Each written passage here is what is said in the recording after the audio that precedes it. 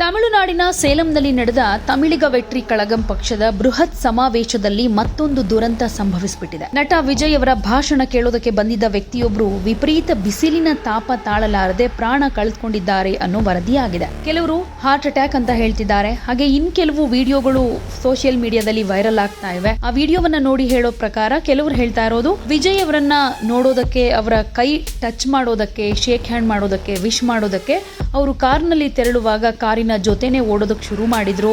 ನಂತರದಲ್ಲಿ ಏನೋ ಅವರ ಕಾರಿನ ಹಿಂಬದಿಯ ಚಕ್ರಕ್ಕೆ ಸಿಲುಕಿ ಸಾವನ್ನಪ್ಪಿದ್ದಾರೆ ಅಂತಾನೂ ಕೆಲವರು ಹೇಳ್ತಾ ಇದ್ದಾರೆ. ಆದರೆ ಎಕ್ಸಾಕ್ಟ್ ಏನಾಯ್ತು ಅನ್ನೋದು ತನಿಖೆ ನಂತರ ಗೊತ್ತಾಗುತ್ತೆ. ಪೊಲೀಸರು ಇದ್ರ ಬಗ್ಗೆ ಈಗಾಗಲೇ ತನಿಖೆನ ಮಾಡ್ತಾ ಇದ್ದಾರೆ. 2026ರ ಚುನಾವಣಾ ಪ್ರಚಾರದ ಭಾಗವಾಗಿ ಟಿವಿಕೆ ಪಕ್ಷದ ಮುಖ್ಯಸ್ಥ ವಿಜಯ್ ಅವರು ಸೇಲಂನಲ್ಲಿ ಬೃಹತ್ ಸಮಾವೇಶವನ್ನ, ಸಾರ್ವಜನಿಕ ಸಭೆಯನ್ನ ಆಯೋಜನೆ ಮಾಡಿದ್ರು. ನೆಚ್ಚಿನ ನಟನನ್ನ ನೋಡೋದಕ್ಕೆ ಲಕ್ಷಾಂತರ ಸಂಖ್ಯೆಯಲ್ಲಿ ಕೂಡ ಅಭಿಮಾನಿಗಳು ಅಲ್ಲಿಗೆ ಬಂದಿದ್ರು ಅಂತ ಹೇಳಲಾಗ್ತಾ ಇದೆ. ಆದರೆ ಪೊಲೀಸರು ಕೇವಲ 5,000 ಜನರ ಮಿತಿಗೆ ಅಂತ ಅಲ್ಲಿ ಪರ್ಮಿಷನ್ ಕೊಟ್ಟಿದ್ರು ಅನ್ನೋ ಮಾತು ಕೂಡ ಇದೆ. ಒಂದಷ್ಟು ಅವ್ಯವಸ್ಥೆ ಆಗಿದೆ. ಮಧ್ಯಾಹ್ನದ ಟೈಮ್ ಬೇರೆ, ಬಿಸಿಲಿನ ತಾಪಮಾನ ಜಾಸ್ತಿ ಆಗಿತ್ತು. ವಿಪರೀತ ಜನಸಂದಣಿಯಿಂದ ಉಸಿರುಗಟ್ಟೋ ವಾತಾವರಣ ಕೂಡ ಅಲ್ಲಿ ಕ್ರಿಯೇಟ್ ಆಗಿತ್ತು. ಈ ಸಂದರ್ಭದಲ್ಲಿ ವ್ಯಕ್ತಿಯೊಬ್ಬರು ಕುಸಿದು ಬಿದ್ರು. ತಕ್ಷಣ ಅವರನ್ನ ಹಾಸ್ಪಿಟಲ್ಗೆ ಕರ್ಕೊಂಡು ಹೋದ್ರೂ ದಾರಿಯಲ್ಲೇ ಮೃತಪಟ್ಟಿದ್ದಾರೆ ಅಂತ ವೈದ್ಯರು ಹೇಳ್ತಾ ಇದ್ದಾರೆ. ಇದು ಹೀಟ್ ಸ್ಟ್ರೋಕ್ನಿಂದ ಸಾವು ಸಂಭವಿಸಿದೆ ಅಂತ ಪ್ರಾಥಮಿಕ ವರದಿಗಳು ತಿಳಿಸ್ತಾ ಇವೆ. ಹಾಗೆ ಈ ಸಮಾವೇಶದಲ್ಲಿ ಕುಡಿಯೋ ನೀರಿಗೆ ಒಂದಷ್ಟು ವ್ಯವಸ್ಥೆ ಸರಿಯಾಗಿ ಆಗಿರಲಿಲ್ಲ, ನೆರಳಿನ ವ್ಯವಸ್ಥೆ ಕೂಡ ಅಲ್ಲಿ ಇರಲಿಲ್ಲ ಅನ್ನೋ ಆರೋಪ ಕೇಳಿ ಬರ್ತಾ ಇದೆ. ಬಿಸಿಲಿನ ಝಳಕ್ಕೆ ಇನ್ನೂ ಕೆಲವರು ಅಸ್ವಸ್ಥರಾಗಿದ್ದು ಅವರಿಗೆ ಚಿಕಿತ್ಸೆ ಕೊಡಲಾಗ್ತಿದೆ ಅಂತ ಮೂಲಗಳು ತಿಳಿಸ್ತಾ ಇವೆ. ವಿಜಯ್ ಅವರು ರಾಜಕೀಯಕ್ಕೆ ಎಂಟ್ರಿ ಕೊಟ್ಟ ಮೇಲಿಂದ ಅವರನ್ನ ನೋಡೋದಕ್ಕೆ, ಅವರು ಹೋದ ಕಡೆ ಬಂದ ಕಡೆ ಎಲ್ಲ ಜನಸಾಗರವೇ ಸೇರ್ತಾ ಇದೆ. ಇದನ್ನ ನಿಯಂತ್ರಣ ಮಾಡೋದಕ್ಕೆ ಪೊಲೀಸರಿಗೂ ಕೂಡ ಒಂದಷ್ಟು ಕಷ್ಟವಾಗ್ತಾ ಇದೆ.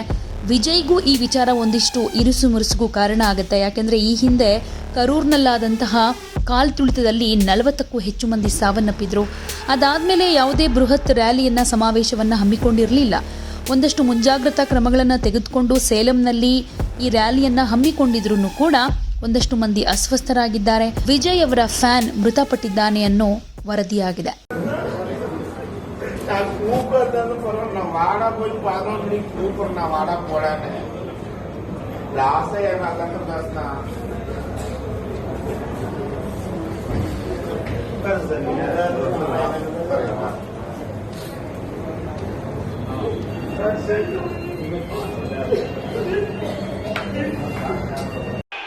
அடுத்து நம்மளுடைய